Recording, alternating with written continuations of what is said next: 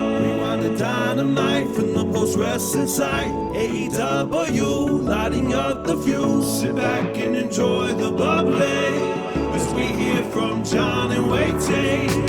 Where we're going, we don't need roads. And if the buck stops here, this thing might blow.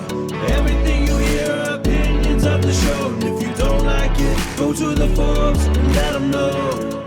Welcome everybody to Rewind-A-Dynamite. My name is Wai Ting, and joining me today, I mean, everybody, listen. Surprise! It's Kate from Montreal, everybody. Spoiler alert, but before I let Kate speak, we've all been hearing about the saga of John Pollock and his insomnia, as well as his teething little baby at home, and even John Pollock, a man who I think is able to push through a lot of sleepless nights, a very caffeinated individual. Even he had to tap out at some point, and unfortunately, with the G1 coverage as well as all the great work he does on the website every single day, today was just a chance, I think, where I had to step in and tell him, hey, you should probably take some time off. And he graciously did that. But it's also an opportunity then for us to hear, as always, from Kate from Montreal. How are you doing, Kate? I'm doing great. And thank you so much for having me on. Wish it was under happier circumstances. I'll try to talk very quietly so I don't wake John up. Not a problem. I'd be surprised if I did that. But that just sounds like a very rough time he's going through. Yeah. Well, fans, listeners of the Post Wrestling Cafe, of course, are used to listening to your takes on Rewind to SmackDown. Now, recently, Rampage included in that as well, so we do get to hear some of your AEW thoughts. But at least I don't recall doing a Dynamite show with you. So no, this is the first time I've been on only to talk about AEW. I've done, I did one or two, just the one I think of that was split with Rampage, but that was. Okay. That was it. Yeah, I mean, I'm looking forward to it, certainly, and I'm sure fans, listeners of the free feed will probably enjoy this as well, because as much as I enjoy your WWE takes, I would say you're probably just as well versed, if not even more so, with like what's going on with AEW, as one of the people who I know watches everything that this company seems to produce. Yes, I am. I am a dark fan too, so that's I try to follow it. I follow it pretty closely. I think with AEW, you might notice I'm a little less cynical, maybe, than I have been with the WWE from time to time. Are you going to be adding roads to the top to that roster? I'm probably not. I'm not. I've never followed reality shows, so I have a feeling it's one of those things that I might watch clips from just to get a sense of what it's like. But I think I'm content with keeping my wrestling as my wrestling. So, I mean, listeners of the show, you're going to be into this, aren't you? Well, I mean, they know that I'm all about the reality TV. Mm-hmm. I've recently been watching Bachelor in Paradise. I've stunk into that level, Kate. Now I don't know if I'm that excited about a Cody Rhodes reality show. However, what I am excited is to basically see AEW's version of reality TV and what the production quality is like, what some of the storylines are going to be like, how Cody comes across. So I'll probably at least watch that first episode, and I'm assuming a lot of our audience will as well. So maybe we'll chat a bit about it on Friday with John. Okay, let's get into let's get into the schedule first, everybody, because it is a very busy week now. Very appropriate that I have Kate on with me, because both Kate and I are active competitors. We're going head-to-head tomorrow with 4 other heads in Benno, Martin, Andrew Thompson, and the returning Jamesy on the British Wrestling Experience's World Transfer Window, the most hyped transfer window that I think there's ever been on the Post Wrestling Network. So it's basically the 6 of us getting to draft our dream rosters of any wrestler outside of the WWE to form our own promotion and our own cards. So it's a great listen, I would say, just to kind of get a sense of who the top wrestlers in the world outside of the WWE are, in at least our 6 opinions. And that will be available on the British Wrestling Experience feed tomorrow. So subscribe to that, everybody. Also, I will be back in the evening for Post Wrestling Cafe patrons for the latest edition of MCU Later, where WH Park and I will be joined by John Cena to talk about What If episode number 8. We're in the penultimate episode of What If, and tonight's was certainly a doozy. So I recommend you guys check that out and then listen to us. And then on Thursday afternoon, John Pollock will be back. He and I will be reviewing G1 from the past 2 days. We had a B block show today. We'll have an A block show coming up later this evening. So John will be back to talk all about that. At Friday, we will be doing another little quick news show as well as also a G1 coverage show on that same night. And then Rewind to SmackDown and Rampage that evening. So very busy day as always. Forget Christian. You guys are the ones who outwork everyone. Outwork everybody. Yes, absolutely. So that is the schedule. And then on to some news, everybody. Okay, very quickly here. I would say, perhaps the top story coming out of the news cycle today, in conjunction with this edition of AEW Dynamite, was the announcement of the John Huber Foundation. This was an announcement that was made on Twitter sometime, in the afternoon. And the statement and the tweet reads, "The family and friends of John Huber have announced the creation of the John Huber Legacy Foundation. The foundation will focus on providing support to people in creative fields who have not taken the next step in their career due to family obligations." And so if you want a bit more information, you can read that full press release at postwrestling.com or at johnhuberlegacyfoundation.org. Any thoughts on this announcement, Kate? I thought what a wonderful idea. And I think that it's important. It's really nice to see that they're focused on the idea that people should be able to have a family and still be able to pursue dreams that might otherwise come in conflict with the demands of being a father or a mother. It absolutely warmed my heart, and I thought a great time to announce it. So good for them. It's an very excellent idea. Definitely a heartwarming story. As it seems like in his unfortunate passing, this just kind of swell of positivity still continues to emerge. So much time after the man's death. And it's a really interesting idea for, I would say, a charity in his honor, because I think it just kind of maybe highlights the fact that this was somebody who definitely really struggled trying to follow his dreams while also trying to maintain, that family aspect of his life that I think he is now, posthumously so well known for. And I think it's nice to see there are charities doing work in all sorts of fields, and they do great stuff. But I like it when someone's able to find something that can be a very particular focus, and for people whose needs might get kind of lost in the shuffle, even if they were able to get help from other charitable organizations. So I like that about it. We do hear from Chris Huber in this press release, and he says Chris Huber, the brother of John Huber, and he says many artists and wrestlers are never taught how to manage their finances, investments, and assets in a way to make sure their family is secure. Like our father, John always wanted to make sure he was making decisions that were the right decision, not only for his career, but also for his family. The foundation will announce its first application round in early 2022. So if you want a bit more information, go to johnhuberlegacyfoundation.org. WWE Raw ratings from Monday. The September 27th edition of Raw from Cincinnati averaged 1.7 million viewers and a 0.48 rating in the Prime demo per Showbuzz Daily and Brandon Thurston of WrestleNomics. This is down 4.7 in viewership and 3.3% in the demo, respectively, from the last week. Raw finished 7th for the night on cable behind Monday Night Football and all its related coverage. There was a massive game between the Dallas Cowboys and Philadelphia Eagles that averaged nearly 13 million viewers on ESPN and 1.89 million on ESPN2. The ESPN broadcast did a monstrous 4.11 rating in the target demo.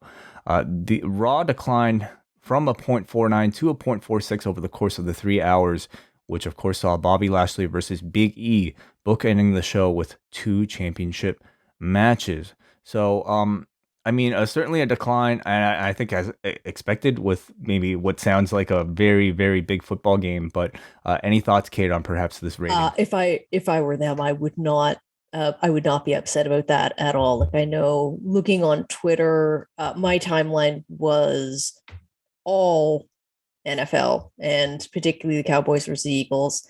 They were like that.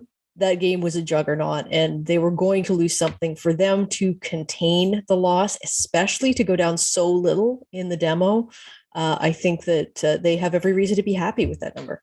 I totally agree with you. It's very stiff competition for the company right now, and we may continue to see these like super main events that they'll continue to put on Raw.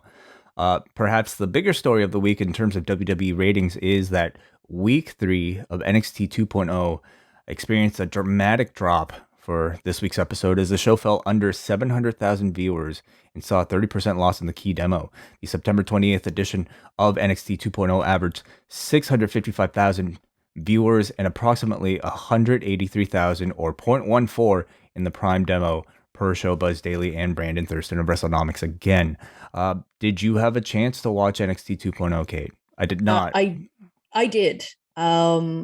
I have to admit, I don't know if it's maybe I just need some space to grieve the old NXT or something, because I was a fan. And yes, I felt it had lost its direction a bit when it was being used to counter program Dynamite. I thought that it was sort of gaining its feet back again, but 2.0 is really not doing it for me. I kind of get why people I get what people like about it. But if I'm them, to me, the show seems like it's designed all for a very young audience. But it also seems like it's coming off as older people's idea of what a young audience would be into. And that demo number kind of reflects that. I mean, that's the 655,000 is, I mean, that's, it's not up, it's not down, but you anticipate that it's going to be a while before it stabilizes and before it gets its own audience. But that demo number is scary, and it's going in the wrong direction. Like, that's lower than what they used to get when they were going head to head with Dynamite. Yeah, certainly the luster of, I think, seeing what this new shiny NXT, very colorful NXT is going to look like has already worn off, 3 weeks into it. And I think audiences now know exactly what they're going to be in store for if they stick with this product. And that is very much, as comparisons have been made before, it is FCW. It is Deep South Wrestling. It is a version of sort of WWE that we know is there for practice for a lot of these guys. Well, and I also feel like, obviously, they're introducing a lot of new characters, and I'll cut them some slack with that. Although I don't think you need to introduce quite this many all at once. But that said, at this point, the guys who have been there for a while and the women who've been there for a while, they just don't feel like they fit anymore. Mm-hmm. Like they. I don't know if you want to send them to the main roster, because that hasn't been the greatest option for a lot of people, but they just, and that actually makes the viewing experience of 2.0 kind of weird for me, because I don't feel like Kyle O'Reilly blends in with this atmosphere. I don't, especially, they've given Roderick Strong this new Diamond Mine gimmick, but I don't feel like he's really blending in. I don't feel like Ciampa blends in all that well, and he's the champion right now. Now I'm happy to see him, but it's just, but he's just holding the belt for Braun Breaker or somebody else, Yeah. Well, yeah. And I think that when you've become accustomed to these are characters that were developed for WWE with the old NXT. And so they know, the old NXT did look and feel very different. And therefore those characters feel like relics right now. It is about the Braun Breakers and the Joe Gacy's. I keep calling him John Wayne Gacy, and I really shouldn't do that. And all of these new guys who they're introducing. So it kind of needs to stabilize a bit. And I'm a fan of Braun Breaker. I like what I've seen of him so far. Like, despite the name, I mean, they're very clear with, I think, what they're trying to reference with his persona. He sounds exactly like his uncle, Scott. And Mhm. he, to me, like anytime you see something from him, like the internet seems to be as obsessed with him as they are Hook. He is Yeah, just a very memeable and I think like fun wrestler to watch. Now, am I going to tune in every single Tuesday just to see Braun Breaker in a main event? Probably not. But I'd be interested in his development. And certainly by the time he gets to the main roster, I think that might be Vince's type of guy that he'll actually push to a championship level. Um, agreed. any thoughts on perhaps the show itself, Kate, from what you were able to watch? Um, I find it is much more of a WWE product than NXT 1.0 was. There is some there is some good wrestling, some attention paid to that, but it's mostly just very quick matches. It's all about they want to do characters, they want to do storylines, they want to do like just Mm. spoken bits. It's much flashier than uh, than the previous version. Do you think that, USA will look at, I mean, if the ratings continue to trend downwards, and it's only been 1 week that it is trending downward, at least to a significant margin. So we await to see what the trend will be. But do you think that NXT will have any concerns NXT 2.0 will need to bring back some of the old flavor to maybe maintain its core audience? Well, I think you have to look at what kind of ratings it was doing to begin with. Like if USA were happy with the ratings during the time that it was going head to head with Dynamite, and if they're happy with the ratings beforehand, there's no reason for them to be unhappy now. What I do think this has done is it's caught USA's attention, and now they're wondering more like, hey, this is not what we signed up for. So maybe they have a little bit more of a critical eye on it than what they did before. But I don't think they're counting on this to do a huge number. So they probably do have a pretty long leash. And it also seems like to me, like, like if I'm USA, I'm not probably caring so much about what we would consider the star power of that show because, as much as we like them, people like Tommaso Ciampa or Kyle O'Reilly, they're not necessarily rating straws. They're not necessarily stars in what I would, compare to what like what you would see on other shows. Instead, I think it's things like having a large audience in the room, having maybe big, Mhm. colorful, different logos that I think might that USA might maybe care a bit more about. But ultimately, it's sort of the results and the ratings that matter the most. I I think that Yeah, So I please. think that one of the tests will be the first time they get a big, like a bona fide star out of this system. And I agree with you. I think it's going to be Braun Breaker. Um, I want to see what happens when they then try to move him to SmackDown Hmm. on another network. Yeah. Well, That I think that I think USA might have some issues with that if it starts to happen. I don't think they want to be a feeder system for Fox. hmm. My last question with regards to NXT, John in his update today, kind of talked about maybe some of the biggest talking points as far as who may be called up on Friday's SmackDown draft and also Monday's Raw draft. Do you have any names from the current NXT that you could see getting the call up? I was almost surprised that Io Shirai and Zoe Stark hung on to the women's tag belts because I think that Io is past the point where they want to call her up. I think they they have room for her, and their history with Asuka and Kairi Sane was not great, but I can certainly see where they would want to have like a very dominant female star, get her up there, have her fight Charlotte again, have her matched up with some of the other women there. I think again, like Kyle O'Reilly, I don't really see him fitting in. I know people have been talking about Hit Row. To me, Hit Row are still very new. I almost don't want to see them called up though, because I really like them, and I don't think that the things Yeah. that I like about them are going to be things that Vince likes. So From what I was able to see of NXT in clip form yesterday, I mean, BFAB is very green, and yes. as much as I like her as a personality, I really think she needs that time in NXT to really refine Mhm. her, and as well as maybe Top Dollar and some of the other members of the group, just them as a unit. You know, Swerve might be ready, but you can't just call one of them up; you'd be breaking up the group. So I love to see them stick around. What do you think about Dakota Kai's chances? Oh, I think that she's gone to the main roster. I mean, she hasn't even appeared since she lost to Raquel Gonzalez. I think Raquel may be again. She retained her title. They are setting the matchup with her versus Mandy Rose, and so that might they certainly are putting a push behind Mandy Rose and her new faction. They may choose to take the title off her. I'm a little surprised, honestly, they haven't done it already because she's someone who I think that they would like to have. They could use, particularly with Nia out, they could use a very dominant, like a big, strong woman.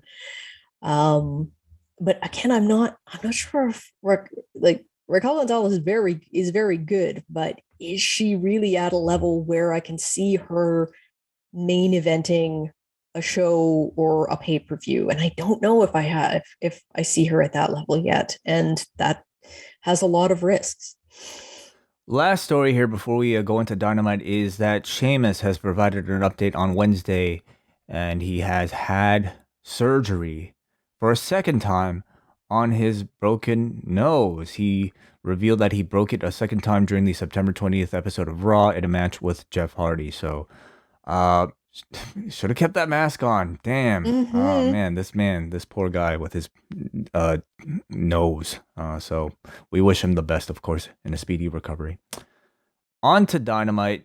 Everybody, of course, this is a show that Tony Khan revealed this afternoon was a dedicated episode of Dynamite to Brodie Lee. Did it surprise you that they didn't announce something like this? Maybe well, we all knew. I think we all expected, but the fact that like they didn't make a big deal of it perhaps the week prior. Do you feel like there was anything beneath the surface about that thinking? I think Tony may have learned his lesson about announcing things like that too early and what can happen with speculation online. Because I think that if he had announced this last week, you would have had a week of people feverishly anticipating some sort of big announcement or big debut, Bray Wyatt. Um, and They were doing that that would anyway. have they were. Now imagine if there had been some sort of acknowledgement that the show was going to be special. I think that it just would have gone nuts, and so I think it was smart to hold it off until last night to announce. We are in Rochester, New York, the home of Brodie Lee at the Blue Cross Arena, and a John Huber in memory of John Huber graphic displays off the top. And right off the bat, we hear a big Brodie chant from this audience, and this is where Excalibur makes mention of the John Huber Legacy Foundation. CM Punk arrives, and he joins commentary for the entire show. What are your thoughts on Punk on commentary? I like him on commentary. I'm not sure that he needed to be there the whole time. Although he's good. I didn't have any problem with it. It just sort of seemed like uh maybe like make us want him a little bit more, like may continue to make him feel special. I didn't have an issue with it. It's just one of those things like maybe could have had him on for the first half or whatever. Like there's no rule that says, he has to do the whole show. He, I mean, I do think like AEW likes to have a big name presence on commentary from time to time, just so that people flip into the channels might have a chance to like catch, oh, is that CM Punk? It gives a reason Mm-hmm. for, your big star to have a presence on the show without necessarily wrestling. But I definitely felt like there were times where on this episode, and we'll talk about it, where his presence might have been too big for some of these segments, and maybe not Yes. such a bad thing, but Yeah. yeah, we Like will maybe discuss. just having him there and was a bit of a distraction. Yeah. Our first match of the night is Jungle Boy versus Adam Cole. This crowd loves chanting Adam Cole. and they continue to chant for him at different parts throughout the match. But of course, they do love Jungle Boy as well. The crowd really comes alive for the first time after a Poison Rana from Jungle Boy and a running lariat combo from Jungle Boy gets a 2 count. He hits a wrist clutch burning hammer that also gets a 2 count. Adam Cole teases a Panama Sunrise on the floor, but Jungle Boy bursts back into the ring and then hits a running Rana over the top rope off the apron onto the floor to Adam Cole. Back in the ring, Cole finally hits the Panama Sunrise to Jungle Boy, and it leads to a very surprising kickout at 2.9 as Cole gives a very shocked expression. Cole signals for the boom, which is formerly the last shot. Jungle Boy ducks and applies a snare trap, which gets a great reaction. Cole escapes, but with Aubrey distracted, Cole hits a mule kick low blow to Jungle Boy, leading to the boom for the victory. This one went about 15 minutes. What are your thoughts, Kate? I loved this one. I did. I thought it was the best match on the show. It is very much my style. I like both of these guys a lot. I think what really struck me was you can see how similar they are to one another, and like how they almost mirror each other at times. Like there's almost a Spider-Man meme kind of happening at certain instances. I definitely want, not right away, but I want them to run this one back. I think that this is definitely one that they should revisit, and I thought it was a great way to start. AEW do the hot start very, very well, and this was a great choice. I think it's. I feel like, I want to give Adam Cole a round of applause for just being able to make people continue to perceive him as the heel when they so clearly do not want to. Like, he is so over, and he's like Bryan Danielson level over, and no, at a very different point in his career. Crowd absolutely loves him. They love chanting Bebe. They simply love chanting Adam Cole. But, I think for a guy like him, it depends on his opponent. If Adam Cole was in there with like a Cody or somebody that they just simply didn't like as much, I mean, he's going to get cheered as a babyface. But Jungle Boy is incredibly beloved by this crowd. As much as they love chanting Adam Cole, they will still cheer Jungle Boy as the babyface.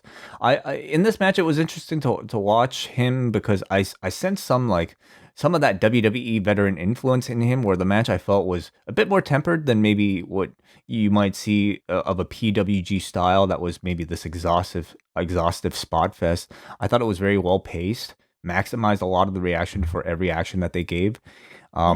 It was a match where I think Jungle Boy continues to prove how refined he's become, how improved he's become, and comfortable in the spotlight he's become. So, there's a lot of conversation about these, 4 pillars of AEW, with Jungle Boy being among them, and all of them are in very good shape. So whenever Jungle Boy is ready for that, singles role, I think he's actually very close to it. This definitely did feel to me like the first match that we're getting to see these two together of a number of matches. Like this is it's an introduction. I mean, in the same way that really the Danielson Omega did. Like this, it's a starting point, and I think that they'll up the ante over future encounters. The Super Elite come out, and Carl Anderson gives us the roll call. We have the Good Brothers, we have Adam Cole, we have Kenny Omega, and we have the Young Bucks, and of course, Knack and Cutler. Adam Cole takes the mic, says he did what he said he was going to do in defeating Jungle Boy, but he did it himself, and he remains undefeated in AEW. Nick says, "Are you ready to hear the best promo in all of wrestling?" as he passes the mic to Michael Nakazawa. This, however, does not stop the crowd from chanting CM Punk in a spot that, I mean, I don't know if they, you can read this in one way that, okay, how could they not have expected them to chant CM Punk when you say, "Are you ready to hear the best promo in all of wrestling?" But there were many moments here where I felt like CM Punk was not the intended target, yet this crowd clearly wanted that direction to actually occur. I thought in this case it was, because I'm pretty sure they bumped the volume on the crowd while they were chanting.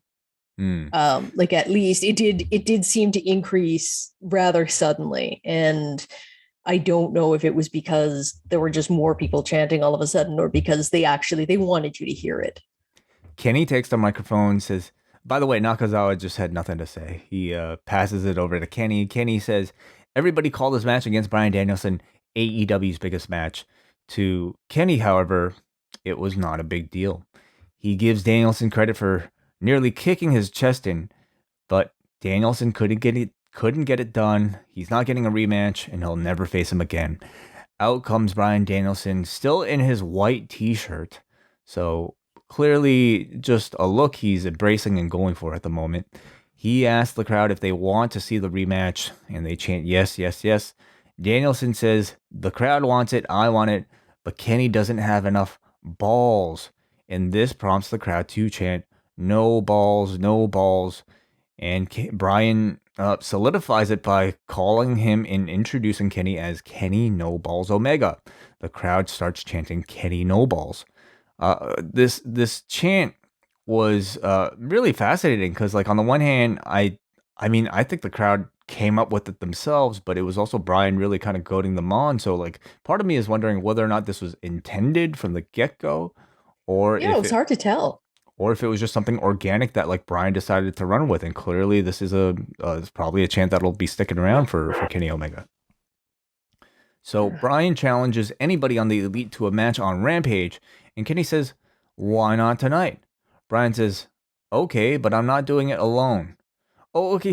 Does he say why? Did he say why not tonight or why not on Dynamite? Is it, like, I'm not sure. I thought he said why not on Dynamite, but I could be. The impression was why not tonight? At least I think that's how this crowd took it. Yes. Yeah. Now, of course, we know that the match that ends up being booked is for next week's Dynamite, because out comes Kaz, Marco Stunt, Luchasaurus, Christian, and Jungle Boy as the Elite scatter to chants of Kenny No Balls, and that appears to be the match that we are getting next week on Dynamite. What do you think of the segment?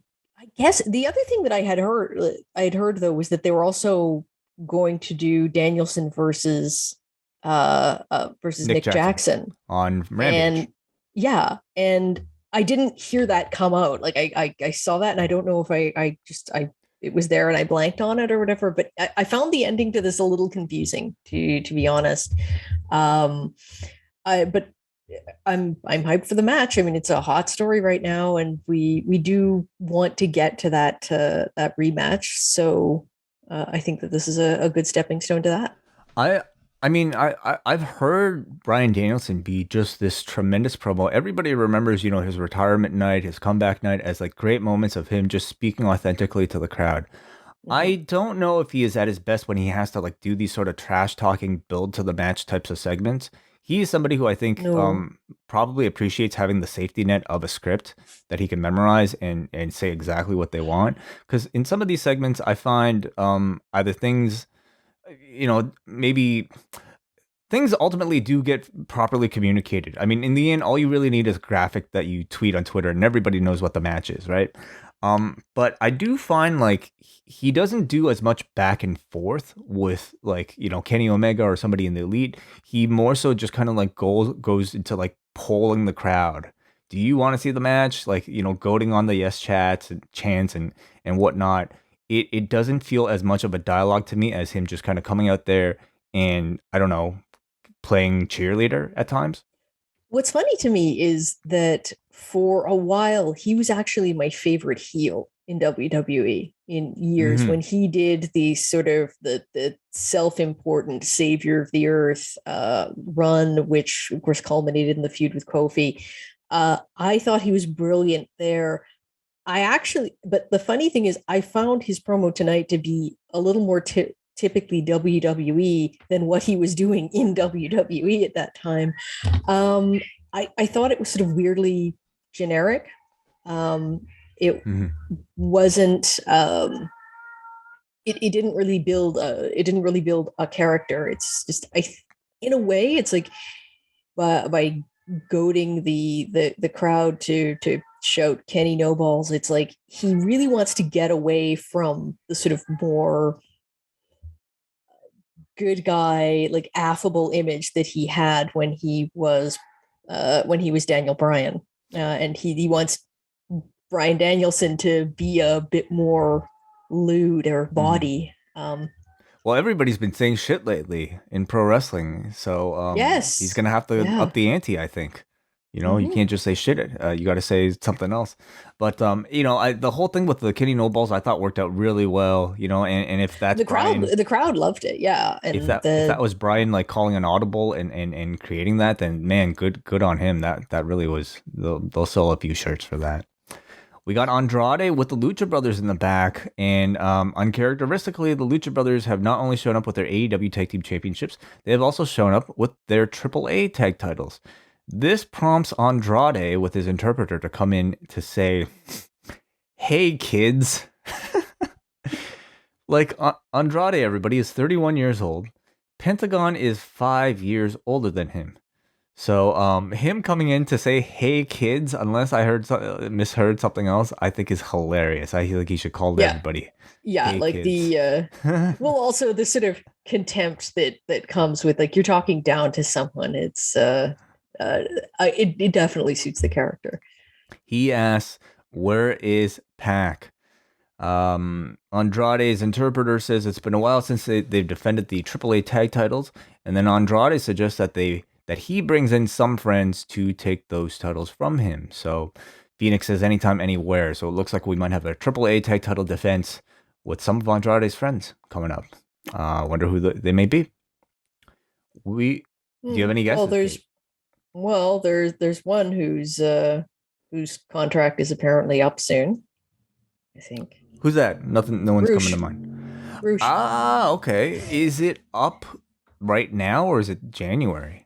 I'm not sure if it's I'm not 100% sure. I had just heard that it was up very shortly, and obviously they did take the title off him recently. Now that if you don't have someone locked down, you do want to take the title off them before you run out of time. I get that, but I can certainly see that happening. And can you imagine a match between Rush and Lio Rush, and what a nightmare that's going to be for a commentator or a podcast? Do a tag team, Lio Rush. Lio Rush, wonderful.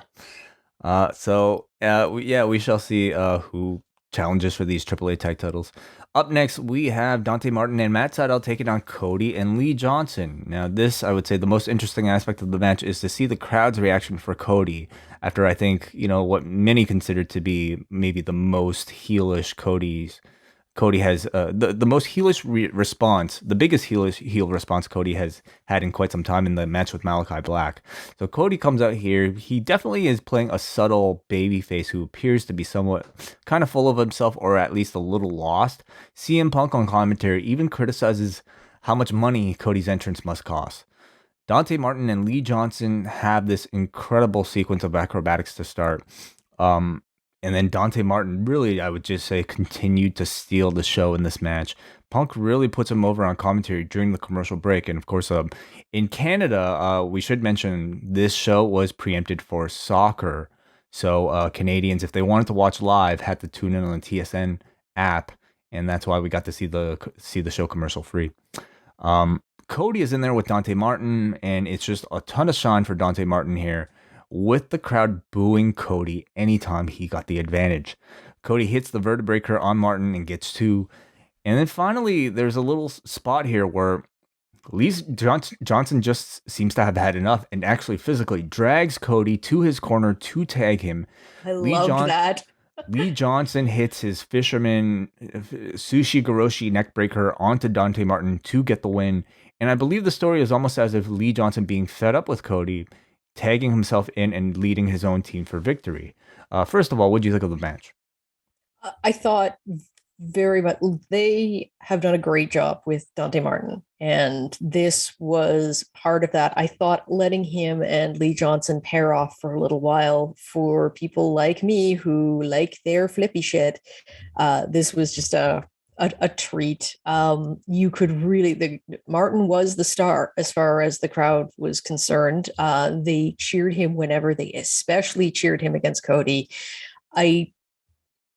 The people booking the show, the people organizing the show, they're not stupid. They're aware of what's going on and that Cody is going to most likely be received as a heel, particularly when you put him up against a guy who you've pushed so hard as just an incredibly crowd-pleasing babyface. So I think that this was all very deliberate. And yeah, I really liked the passive-aggressive tag that Johnson did, just grabbing him by the belt. It's like, oh, for God's sake. And then like tagging him in, and then to give him the win. Like that was the most interesting thing to me, is that Cody wasn't winning the match. Johnson saw how to do it. He I guess we are to believe, he had an idea of what to do to win the match, and he did it. So he comes out looking like the smart partner, and Cody, yeah, he looks like he's a little bit out of touch. He looks like he's a little bit hung up on the spectacle of being Cody Rhodes and of having his own show. And so I think that it's been pretty effectively done, where you're never quite sure if they realize that that the audience has turned on Cody. But I think that I think that they do. And like you're saying, there were little comments that Punk was making that, Cody lost his edge, that he wasn't handling things properly. And then of course that comes out in the section that I guess we're about to get to right now. So Tony Schiavone is in the ring to interview Cody, as Arn and Lee Johnson both come in here as well. Cody is about to speak, but the crowd boos. Cody finally says that he wants Malachi Black to come back out here, as Arn Anderson tells him to stop talking. Arn says ever since Malachi Black has come into AEW, he has destroyed all of us. Arn recounts their feud so far, criticizes Cody for losing that first match with Black and then taking his boots off. He says they never talked about that. And then criticizes Cody for checking up on him last week and taking his eye off the prize and losing that match with Black. Arn says he would take the fight himself, but he's too damn old. But there are two differences between Cody and himself. If Cody gets stopped at a red light as a man tries to steal his car, Cody would say, okay, please don't hurt me, as he would get out. Arn, however, says he would reach into his glove compartment and pull out his Glock, and he would point it at his attacker's head. So, God, Arn Anderson certainly exercising his what do you call that? The Second Amendment right. Second Amendment rights here. Standing his ground and then some. He tells Lee Johnson to follow him because Lee at least listens, and this at least appeared to be our separation of Arn Anderson and Lee Johnson, and maybe presumably the Nightmare family at large, from Cody Rhodes. I think that's a good idea. I don't think that you're going to get the crowd to turn too easily on Arn Anderson. I think that you want to hive him off.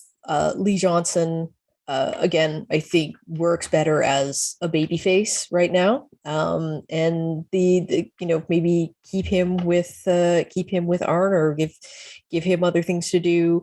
I think that it's further evidence to me that there is a heel turn happening. They're just executing it slowly, which is not a crazy thing to do, particularly with the show on. The slow burn, I think, is great, especially for somebody who I think is the performer at the level of a Cody, who I think in the wrestling context, he is a great actor and a great storyteller. Yeah.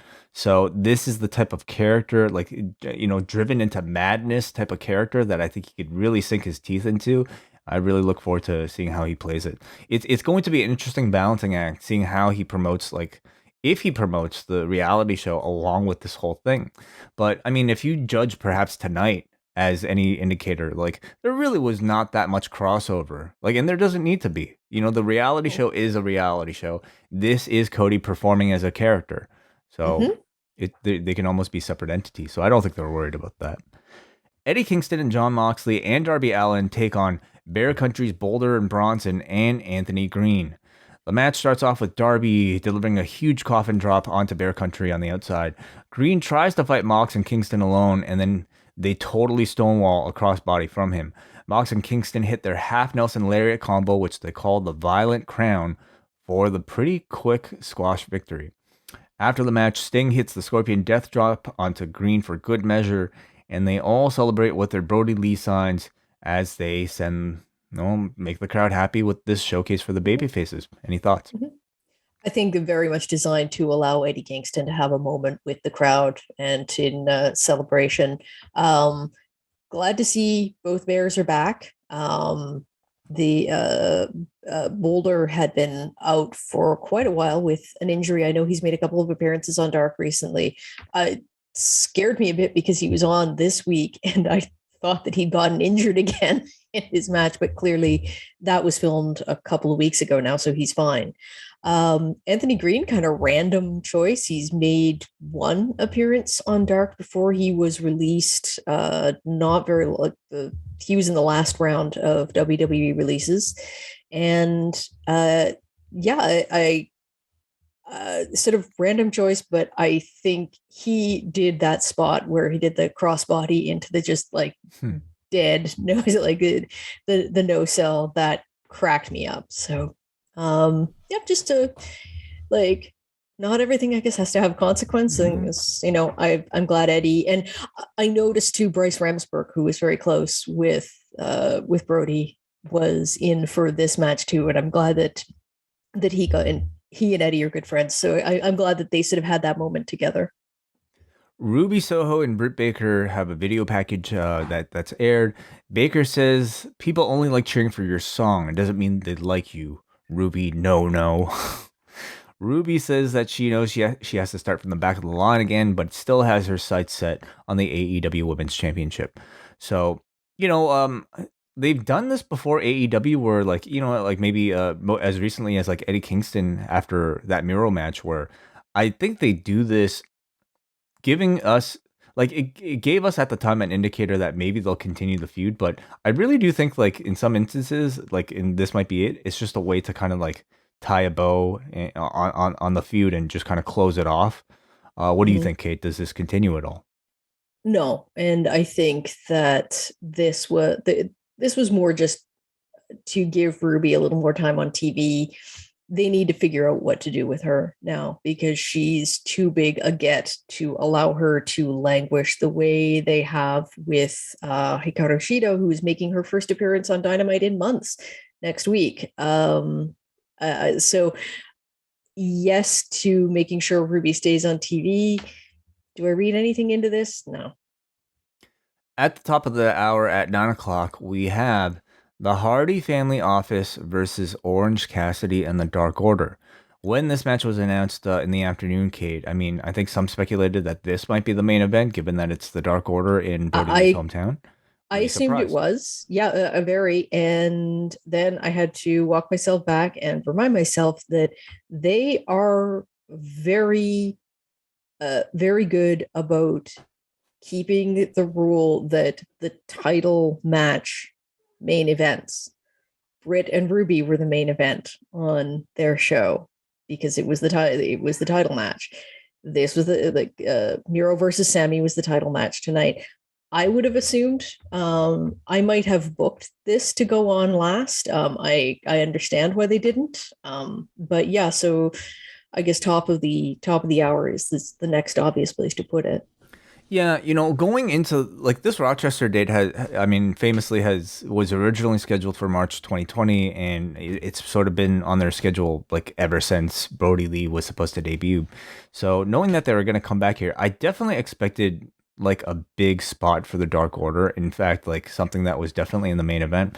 So Tony Khan instead decided to use it as a spot to have a TNT, spoiler everybody, TNT title change in the main event, which of course is most famously associated with Brodie Lee.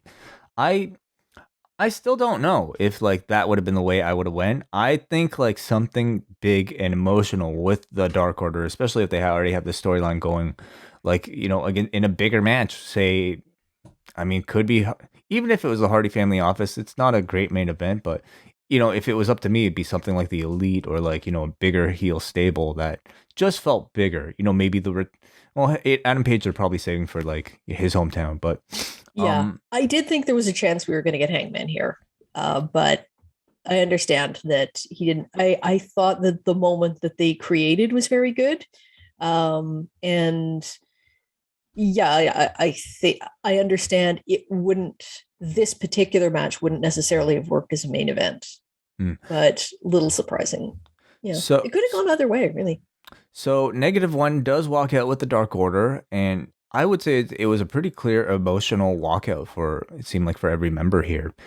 Brodie chants just fill this arena, and they play off the current Dark Order Civil War storyline, where there is disagreement between Uno and Reynolds and Angels, the recently unmasked Alan Angels, who takes his mask off here and throws it at evil Uno, the man who inadvertently unmasked him on an episode of Dark.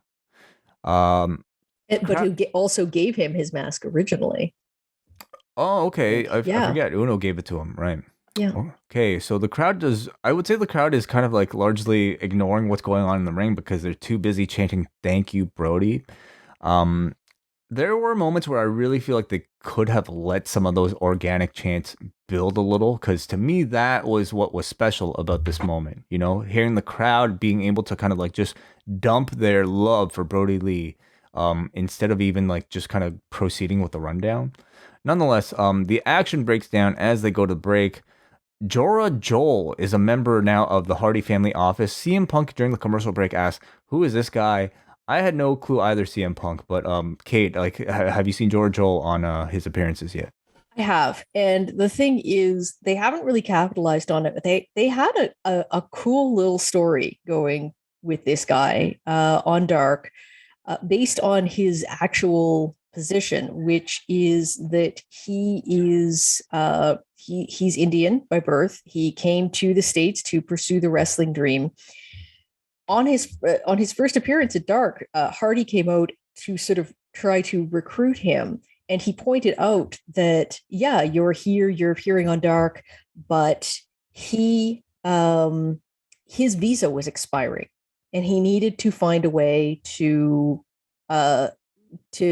get sponsored so that he could stay in the States. And so Hardy said, "Look, if you want to be our young boy, basically, then I will sponsor you. You know, Big Money Matt's going to sponsor you to stay here in the United States and be able to continue wrestling for AEW." And they sort of they went with that. He did obviously eventually join up with them, even though he was kind of hesitant about the tactics that they used for a while. That story was sort of let it was allowed to sort of just go away, but it's too bad, because it's the one part of the Hardy family office that has this very cool backstory to it, and that this guy has a reason for being there, and that he's maybe there doing some things that are kind of against his will. But there was also, they did a very funny spot where Hardy was addressing the audience in India in English, and having Joel translate for him, and George Joel was obviously struggling to not wanting to say some of the things that Hardy was saying. So in the match, Angels and Uno continue to have their arguments as Uno threatens to walk out of the match, but out comes -1 along with Amanda Huber. -1 throws a bunch of papers at them, to which the crowd just erupts. Amanda Huber tells Uno and Angels and whoever's on the ramp with them, "Do this for Brodie," and this crowd goes nuts, and they rejoin the match. All of Dark Order are suddenly working together. They take the center of the ring, drive all the heels out, as everybody takes turns hitting these syncopated dives. Amanda Huber, -1, Ty Conti, Anna Jay are all on the ramp watching ringside. Even that just looked really emotional, you know, seeing their faces in this spotlight, in this arena, with this kind of spiritual group or this group that is spiritually attached to their family member. So Silver goes on this amazing hot run, leads to an Orange Cassidy Orange Punch. Jorah Joel takes a huge series of moves from Silver and Reynolds, followed by the fatality from Uno and Grayson as John Silver comes in and gets the pin. As Amanda Huber and -1 come into the ring, Dark Order shake hands, they are reunited, and -1 sits on 10 shoulders. What do you think about the moment in the match? I thought the moment, well, the match was what it was. It was all about that moment, and the image of -1 coming out, throwing the papers at the guys, and then Amanda really getting into. I mean, unlike -1, who's been on TV before, she really hasn't, like, she's appeared only in the background. So this was like her big moment. So, and I felt that it had more impact because we hadn't seen her react. It was like she came out and she gave it all, like, no, not tonight. You're not gonna get back in there, do it for Brodie. I thought was perfectly handled. The match itself was kind of all over the place. Kind of, it had some enjoyable spots in it, but yeah, it was all about the moment. See, I honestly wouldn't have minded, and I think I would have preferred if this was in the main event, because I think just the emotion of, you know, everything that was attached to the Dark Order and Amanda Huber and -1, to me, outweighed Sammy Guevara winning the TNT Championship. You know, and there were moments in this match, especially the post match, where I really feel like I really wanted them to let those moments breathe more. You know, like they just, like, it was like, okay, the kid is sitting on his shoulders, you know, cut. Like, believe me, we criticize WWE all the time, but they know how to handle these moments really well. Where, like, you know, Big E celebrating with the championship, it's like, it's not just like show the guy with the belt and then cut to the next shot. Like, these to me are the magical moments that in some ways are more worthwhile than the matches. So maybe that's just, you know, a bigger discussion about the pace of AEW Dynamite, which continues. We do cut immediately, though, to Lio Rush. The returning Lio Rush, which concurrently with this promo was announced as a new signee to All Elite Wrestling. He says you can call him LBO Lio. What is an LBO? Well, of course, a leveraged buyout. Who doesn't know that? It is a leveraged buyout. He borrows money. I thought LCBO. So I thought that too. Yeah. He borrows money against companies that require guidance. Okay. Like, he's basically doing a money gimmick, it seems like. The delivery I thought was really great. I mean, it's Lio Rush. He's a great talker. The character I thought was a little confusing, especially, like, to me, like, the story behind Lio Rush is that, okay, this guy we thought was retired. Like, to me, I think having a bit of him talking about his real life story to set up this comeback might have been a bit more authentic and a bit more interesting. What are your thoughts, Kate? Pretty much the same. Super happy. I'm a big Lio Rush fan. I broke my heart when it was like he finally made his big appearance. You had that great moment where he showed up as the last person in the battle royal, and then to have him get injured and then say that he was retiring. And I'm glad that he's rethought that. I hope that he's very comfortable with the decision. I understood it at the time, but the guy, like, at 26, I think he just has so much to offer wrestling fans that I'm happy as a fan that he's chosen to come back, and I hope that he can protect himself. He fights a style that can make that can make that difficult. The character, I mean, looking at that, the first thing that I thought of was, well, he's set up to take on Matt Hardy and the Hardy family office, because, like, the two money guys. But I felt like it was a little weirdly open-ended. Like, if he was trying to say, like, yeah, like, you know, I'm a money guy. Tony came, offered me, like, he just offered me too much. I'm saying yes. Then I think, sorry. I personally feel like wrestling needs like a limit on how many money characters that we have. It feels like we got one in every company, and well, we have one in this company already, and it's questionable how well it's working. I'm sure he'll be able to do the character. I'll give it another shot when he shows up to talk. I could, like I said, I can definitely see him peeling some people, particularly Private Party, away from the Hardy family office, and that would be fun. I'm just so happy to have him. The matches I think will be spectacular, and just to hope, like, he is a guy who is seasoned enough on the microphone in the ring that I think you can really shoot him up the card. So we'll see how far AEW pushes him. We got FTR and Tully in a promo. And FTR basically are there to say that they're revitalize and refocus. Dan Lambert is in the ring with the Men of the Year. He talks about Masvidal's need to Jericho and how Jericho, probably needs reconstructive surgery for it. Gives Jericho credit for turning AEW into the industry's hottest promotion, and then makes some sort of wrestling nerd masturbation joke. Says Jericho will never wrestle again. There will never be another Fozzy record. They have chopped off the head of AEW Snake. You junior jock riders will never swing on the balls of Jericho again. A lot of balls in this show. A lot of balls, yeah. So the fans start chanting, "Shut the fuck up." Scorpio Sky then grabs the microphone. He reminds us that a year ago he won the Golden Sonic Ring, but it still wasn't good enough for the fans. But however, it was good enough for Dan Lambert, who was watching, and he sees Scorpio Sky as a main eventer when the fans don't.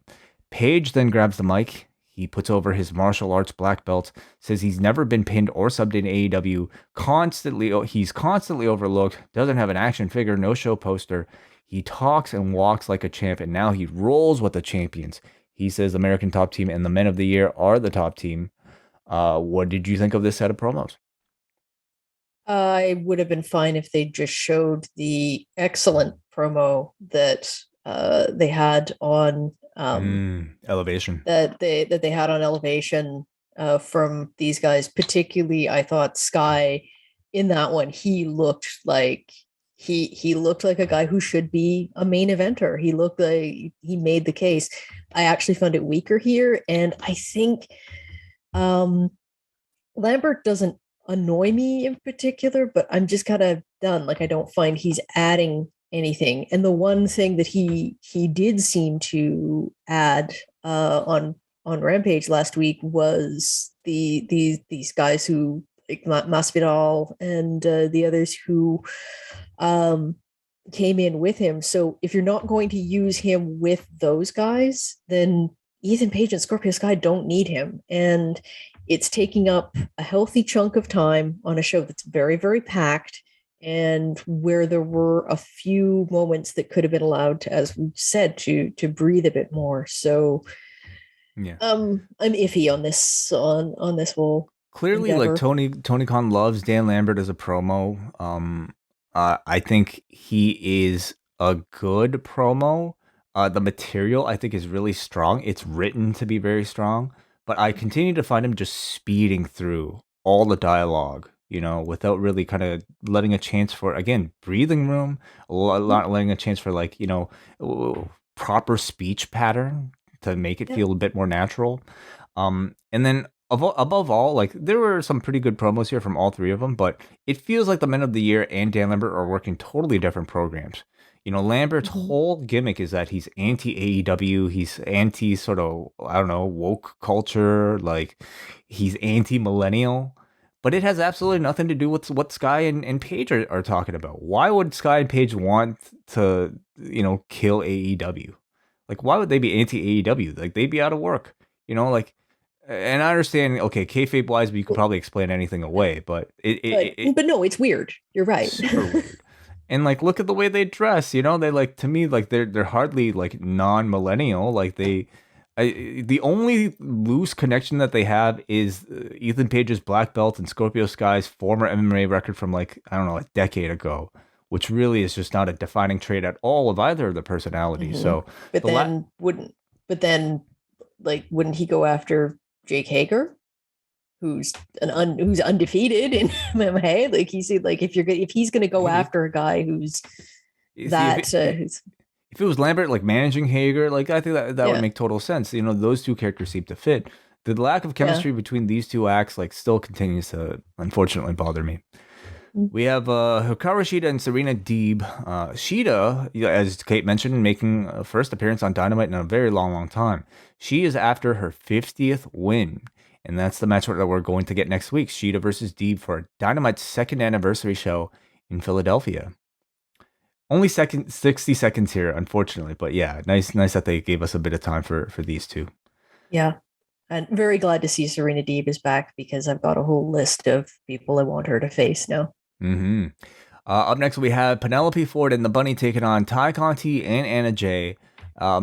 we kind of zipped past here through the match because I saw a lot of the match. I don't really have a whole lot to say about it other than, when they go towards the finish as Ford misses a moonsault, Conti hits a tie KO on the floor, and then Anna Jay hits the Queen Slayer onto Ford in the ring for the win. What did you think of the match? I thought it was good. I I understand why they gave Anna the pin.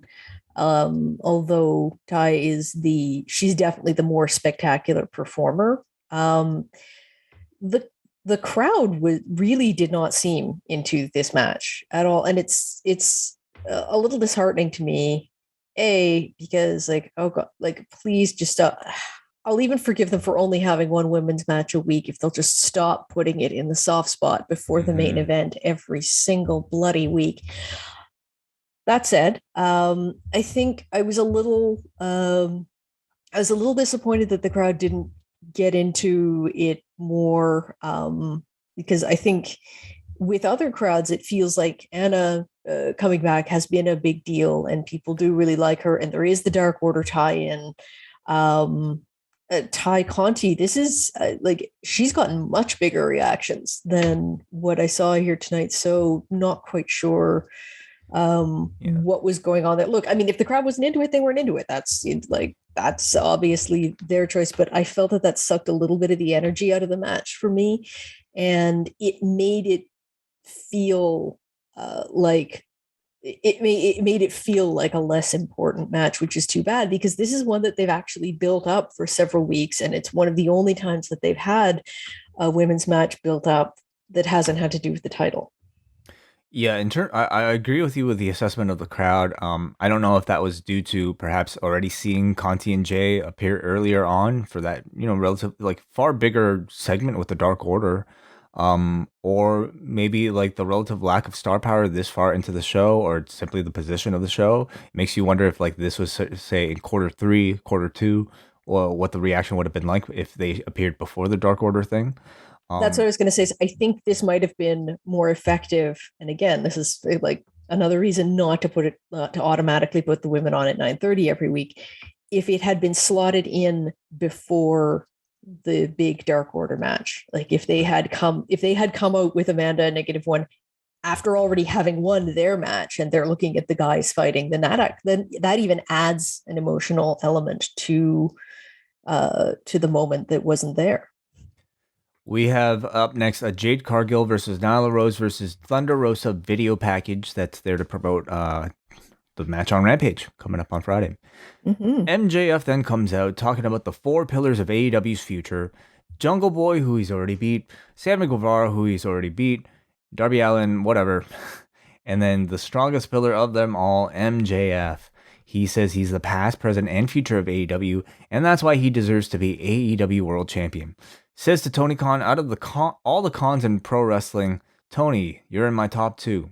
The crowd starts to chant CM Punk throughout this promo, and MJF just kind of blows the whole Punk thing off, although he didn't make a comment about it. He's like, he said that I have a friend from MLW.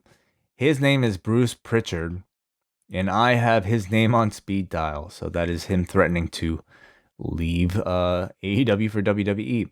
Darby Allin then comes out as MJF says, Darby, I like your school shooter mime on a skateboard routine, but I don't like you interrupting me.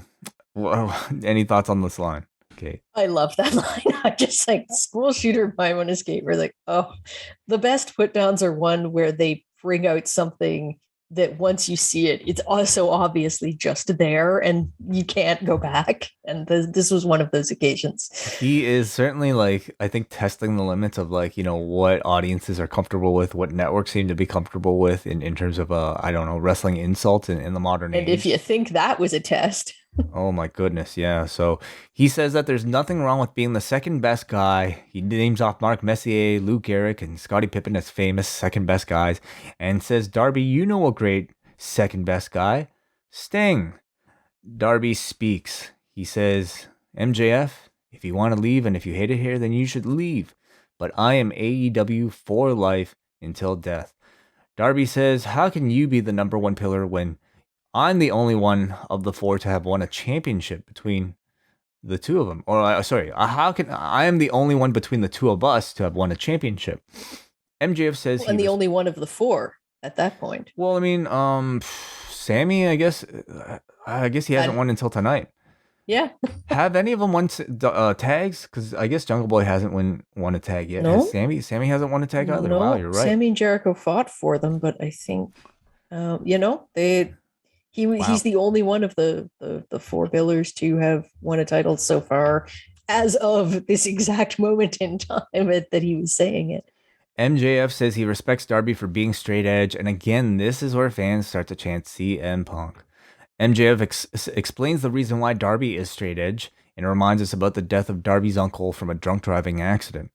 MJF says it's a travesty because the wrong man died that night. Oh boy. Darby says he's not going to break mentally, and MJF gets frustrated and leaves. What did you think of the segment, Kate? MJF is one of the best promos in business right now. This one, it just I think with the Brian Pillman one, and even more so with this one, it just sort of seems like it's prurient for the sake of being prurient. Like it's trying to get heat, but they're not really paying it off to a level that the heat demands. Now they could do that with Darby. I think some kind of crazy no DQ match with Darby and MJF could be a lot of fun, but they didn't the Pillman Victor, like the match with Pillman did not pay off the level of heat that MJF garnered with that promo. So I think if they're going to try this again, they better do it right. Like the match better be flippin' spectacular. I definitely think that Darby is a character that I would say will likely perhaps beat MJF. If not, at the very least, like give him a type of beating that'll surely embarrass him. And I feel like even in this segment, they've kind of like, they had MJF back off, like with the Brian Pillman segment. I don't even think Brian Pillman had one of these little moments, where it felt like he had embarrassed. No, he got attacked, and then Garrison came to help. I forget what it was, but it wasn't. Yeah, he didn't make him back off. It was still the bully kind of laughing on his way to the back. Whereas in this case, at the very least, it was MJF kind of looking frustrated and then kind of taking the ball and going home. For instance, I thought MJF was actually really good here, and he like. It's your comfort level with this type of material is going to vary. I think most people love it and know exactly what's at play here. But Kate, to your point, I think it's provided that the babyface doesn't look too embarrassed by the end of it. The babyface has to come up on top looking good. Well, and the heel just has to get crushed. Like if I don't see MJF's head going through a table for the promos, then I'm going to feel like the justice has not been served, and fundamentally a lot of enjoyment of wrestling is about the idea that justice will be served. Darby, I thought like it's not easy sharing a ring with MJF on the microphone, but I don't think Darby drowned at all. In fact, I think like him just kind of being stoic and just like saying his lines the way he does. And then especially having CM Punk after the fact talking about how, giving his analysis and giving his narration, really talking about how bullies typically retreat when they're stood up to. I thought that really made it all pretty effective. So, so this is it, and also I would say maybe significant because this is AEW, like at least a character in AEW calling out, defining their four pillars of the future in Jungle Boy, Darby Allin, Sammy Guevara, and MJF. And definitely seems like something they'll probably refer back to in the future. And I think that it's interesting to see them sort of make that description canon, if you will, because they are very much the home. As much as talent can be grown in one company, they are homegrown, and they have stuck with two of the four through some sort of difficult times, and because things they've said or allegations made against them. So it's interesting to me to see that they are really like taking that stand. Like, no, these guys, they are the building blocks for our future. Rampage on Friday, we have Bryan Danielson wrestling on Rampage for the very first time against Nick Jackson. Thunder Rosa versus Jade Cargill versus Nyla Rose, and also a hair versus hair match between Orange Cassidy and Jack Evans. And then next week, on the second anniversary of Dynamite from Philadelphia, we have the Elite taking on Bryan Danielson, the Jurassic Express, and Christian. We have Hikaru Shida looking for her 50th win against Serena Deeb, and then the return of the Casino ladder match with the winner receiving a title shot. So we don't know who the participants are yet, but probably we'll learn about that in the week to come. TNT Championship match in the main event here. We have Miro taking on Sammy Guevara. It was actually kind of amusing here because like the announcers spent a good chunk of the opening portion of this match talking about Sammy Guevara's necklace and about how, Jim Ross, I think, just like called out, oh, it's kind of strange to see a wrestler wear a necklace into the ring. Punk speculates that it's like, well, it's a $20,000 necklace. You can't just leave it somewhere.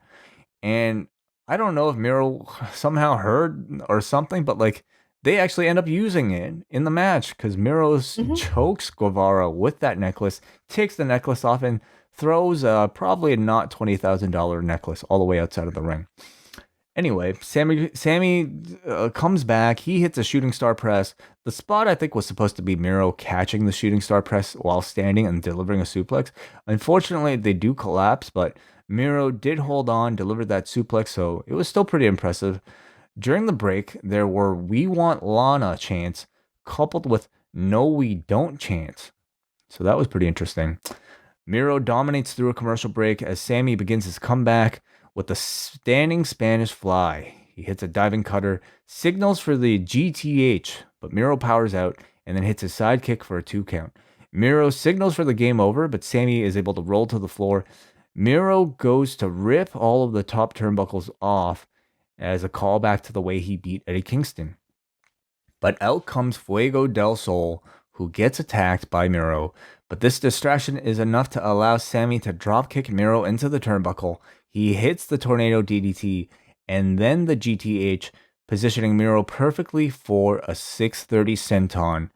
Sammy Guevara is your new TNT champion. We see confetti, the babyface locker room spills out. Interesting, no Inner Circle members, at least to what I saw. But what did you think of the match, Kate? I really liked it. As I said, the opening, the Adam Cole versus Jungle Boy was my favorite, but this was up there. I liked this one. This was one of those cases, like there was that obvious sort of slip.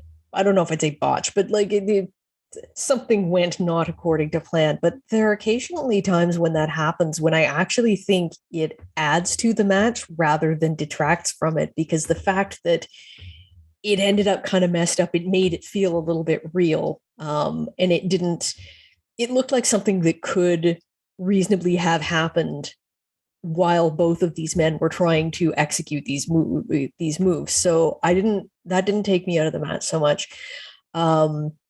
I enjoyed it. I'm shocked by the ending. I really like, yeah. And I thought that Sammy would be the person to take the title off Miro way back, but I did not necessarily see, I didn't see it happening here. I feel like Miro's done so well with that maybe like that's his title run still had some life in it. And so now seeing that it was on at the end of the night, I think there's a hint right there that maybe they're going to let the babyface win. But even then, I wasn't too sure because crowds love Miro, and I felt like the crowd wasn't necessarily. They got behind Sammy as the match went on, but I didn't necessarily feel he was another one who did not feel as loved as I've seen him from other crowds. when he came out. Like it took them a while to really get on board with him. And it was only in the last sort of sequence that I thought that, they were really good. Like they really wanted to see him win. So yeah, I'm pretty surprised. I definitely feel like Sammy's presence on the show felt maybe at a bigger peak, at some point after all the Inner Circle Pinnacle stuff. And before like the arrivals of like Adam Cole and Bryan Danielson and CM Punk kind of maybe taking a lot of that attention away from him. Nonetheless, like he gets into the ring and performs the way he does, like he immediately wins the crowd back. But I don't necessarily disagree that maybe his star was not the biggest. I didn't feel like it was at its peak tonight for a title change like this, at least not in the way that it felt for like an Eddie Kingston, when he was challenging for the AEW Championship. But I also think much of that has to do with the fact that this was a night about the Dark Order, and I mean, really, it was a night about John Huber and Brodie Lee, but by extension, in wrestling form, the Dark Order. They were going to be the biggest baby faces on the show. Sammy, winning the TNT Championship, while I think, seeing a title change is significant for a crowd, it doesn't necessarily have any connection to, I think, who the crowd really saw as the top heroes of the show, which, again, to me is not, I'm not saying, I'll put the TNT title on John Silver for like a night or something. I don't think they should do that. No, but maybe this would have been the occasion to put it on Eddie Kingston. Yeah, even that, they would have gone nuts. I think they would have gotten more behind Eddie than say. And look, I'm not saying like they were won over by Sammy, and they were very excited about the match by the end of it. But when Miro was just slamming him, and you're hearing "one more time" chants, like that's always a sign that like they're not 100% on board with the babyface. Yeah, well, it's also a thing where I don't think it's like they can move towns next week, and I think things can be very different. Like we heard that promo earlier in the night from Darby and MJF talking about how there are 4 pillars of AEW, and only one of them has had a championship. And so I do feel like if I'm Tony Khan, it's probably time to start like pushing these guys to the next level. And Sammy just happens to be next in line. So I think Sammy is the right call for a next run for a TNT Championship. More so than anybody else probably on the show. And Miro, what do you see for him? I'm not sure. The only other person I saw a feud with other, like, since Eddie Kingston has sort of been set aside for the moment, I thought Sammy Guevara, I did think that maybe they might hold off and do Miro versus Malachi Black, which I thought, because Black is, despite his initial presentation as a heel, because he was placed against Cody, people, they wanted to cheer him, and now they do. So he does have more of a babyface vibe to him. And then that character versus God's favorite champion would not, like, I think could have been an interesting feud. If you take the title out of the way, I don't know if it has the same cachet to it. I don't know what you do with Miro right now, unless you have him do a little bit of a lull and then come roaring back and take the title away from Sammy. That's very possible too. Yeah, I mean, it could be sort of like, just a one night only thing just to get that big pop in Rochester. But yeah, and certainly I think he could do like the sort of just going crazy without the title thing. I think that sort of character transformation would fit with what we've seen from him. We go to, well, first of all, what do you think overall of the show, and what would you rate it out of 10? Kate? I thought it was very good. Like I said, I thought that the opening match and the closing match were really, like, I got very much into them. I thought the Dark Order, the emotional heart, could have been expanded on. They could have milked that one a little more. It's going to sound horrible when I say that, but yeah, very, very good. The Dynamite's always a quick watch for me. It's very quick, and in my opinion, sometimes a little too quick, especially when it comes to maybe, to me, like what should have been maybe the biggest moment of the shows. We compare maybe a show like this to, there is no comparison to this and like the Brodie Lee memorial show the night that the week No. that was announced that he passed. Um, but I think I was hoping for a little bit more, at least, when it comes to, but they did give a lot to this audience. They gave a TNT title change, which was quite significant. The Dark Order moment, as you mentioned, was really sweet. I just wish like some of those moments, including Sammy winning at the end, I kind of hope that they would be able to extend a little bit longer, but they have a lot to cram on this show. And as you can tell by the length of this review. We go to forum.postwrestling.com, everybody, and we look to see what you guys thought about tonight's Dynamite. Out of 10, you guys voted the show a 7.82. And we start off with Brian from New Jersey, who says, this was big fun. This was a big fun and crowd-pleasing night from AEW. Here I was expecting a return to normal Dynamites, forgetting that normal in AEW means something different. Those first 3 matches in the main event were so good. Holy shit, that Dante Martin. A lot of good promo work from the likes of Arn, Ethan Page, and MJF continuing to walk the line. The talk of the 4 young pillars was very telling. The love for Brodie permeated throughout the whole night. After everybody predicted Adam Page or Wyndham Rotunda to reunite the Dark Order, it was Amanda Huber, and while surprised, I felt it felt right for tonight. I'm attending Dynamite next week, and suffice to say, I'm hyped to Mojo Rawley levels. Yeah, as far as like Bray Wyatt goes, I don't even know if the 90 days are up for They're him. not. But the thing with non-compete clauses is the parties involved can waive them. Right. If he had felt that he wanted, like, it was really important to him to make an appearance at this show, if he had gone to the WWE with that case and they had said no, that is like I can't imagine, that's a PR disaster for them. Sure. to deal with. So I think if he had wanted to be released for this show, they would have let him go, because the thing is, he's paid for the 90 days. They just stopped paying him. I mean, the bigger talk is like whether or not AEW wants Bray Wyatt. Is there a spot for him? And are you at this point relying too much on the WWE return, to create a big pop? And I don't think this show really needed it. And no. Paige maybe, but like I think you tell that story a little bit later with the return to wherever Paige is from.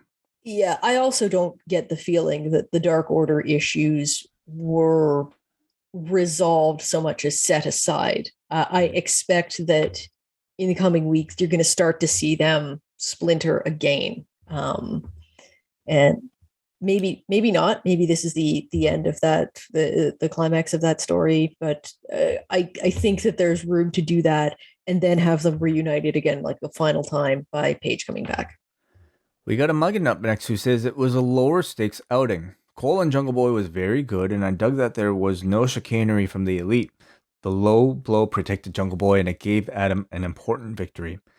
Dark Order vs. HFO was fun, with Amanda Huber hilariously chastising Evil Uno and Stu in the post-match reconciliation with -1 was moving.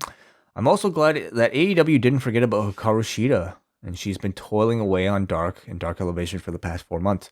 Glad to see her get back on Dynamite just in time for the anniversary. We got a Shane who says, hey guys, I enjoyed the show.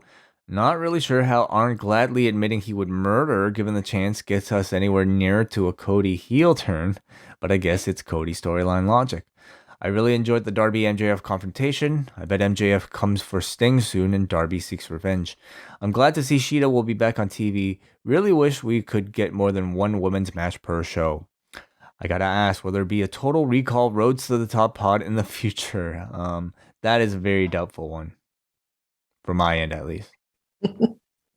Yeah, maybe the occasional mention, if it really catches fire, the show, but certainly curious to maybe hear all your thoughts. And if you're a post-wrestling podcast patron, we'd love to hear from you on Friday after Rampage and SmackDown if you did watch Roads to the Top.